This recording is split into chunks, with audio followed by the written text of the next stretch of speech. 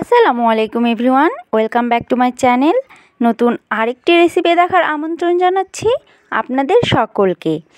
আমরা ডিম ভাজি তো অনেকেই করি, বাট একটা ডিম দিয়ে এক প্লেট ভাত খাওয়া যাবে এরকম ডিম ভাজি করে আজকে আমি দেখাবো।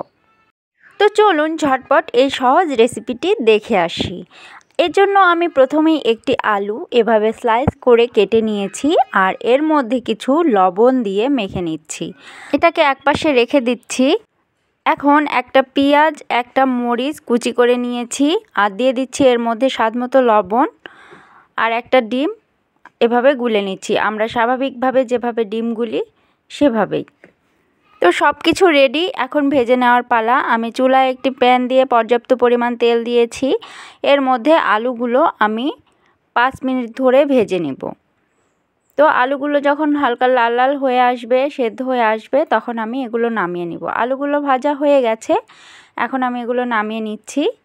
এগুলো নামিয়ে নেওয়া হয়ে গেলে আগে থেকে যে আমি ডিমটা গুলে রেখেছিলাম সেটা এর মধ্যে দিয়ে দিব। তবে পুরাটা দিব না, এখানে অর্ধেক পরিমাণ আমি ডিম দিয়েছি। আর এটাকে একটু চামচের সাহায্যে বড় করে নিচ্ছি আর এর মাঝে আমি ভেজে রাখা আলুগুলো দিয়ে দিচ্ছি। দেখুন আমি কিভাবে করছি। এভাবে যখন আলুগুলো দেওয়া হয়ে যাবে তখন আমি বাকি ডিমটুকু এর উপর দিয়ে ছড়িয়ে দিব। আর এটা হতে বেশি সময় লাগবে না, 2 মিনিটে এটা ভাজা হয়ে যাবে।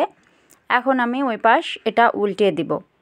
প্রিয় দর্শক, ভিডিও ভালো লাগলে চ্যানেলটি সাবস্ক্রাইব করে পাশে থাকা বেল আইকনটিতে ক্লিক করে দিবেন। ফাইনালি ডিমটি ভাজা হয়ে গেছে, এখন আমি এটাকে নামিয়ে নিব। এরকম ডিম ভাজি দিয়ে এক প্লেট ভাত নিমিষেই শেষ হয়ে যাবে। ভিডিওটি দেখার পর আমার তো মনে হয় আপনারা সাথে সাথে একটা ডিম ভাজতে চলে যাবেন। আর এই ডিম ভাজি খেতে কেমন হয়েছে অবশ্যই আমাকে কমেন্টে জানাতে ভুলবেন না। আজকের মতো এখানেই বিদায় নিচ্ছি। সবাই ভালো থাকবেন, সুস্থ থাকবেন। আল্লাহ হাফেজ।